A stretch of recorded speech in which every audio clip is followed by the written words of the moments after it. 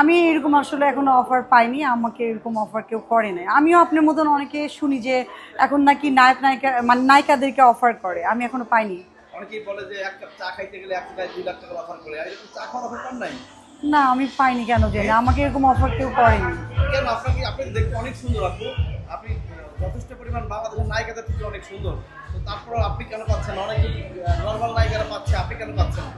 আমি হয়তো বা সামনে পেতে পারি এরকম একটা অফার, এখনো আমি পাইনি, সেহেতু কিভাবে বলবো কেন পাচ্ছি না।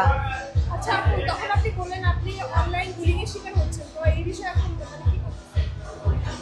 আমি আমার কয়েকটা প্রোগ্রামে আমি গিয়েছিলাম। সেই প্রোগ্রামে অনেক আমার সাংবাদিক ভাইরা আমার সাক্ষাৎকার নিয়েছে এবং আমাকে প্রেজেন্ট করছে খুব বাজেভাবে, যার কারণে আমি খুব এটাতে মর্মাহত। কারণ আমাকে এমনভাবে বলা হয়েছে ড্রেস নিয়ে, আমি একটা মডেল, হ্যাঁ, আমি তো সব রকম ড্রেস পরি, হ্যাঁ, এখন ড্রেসের ভিতরে কিছু পরিনি, বাইরে পরিনি, এইরকম নিউজ কেউ করবে, এটা আসলে আমার কাছে খুব কষ্টকর।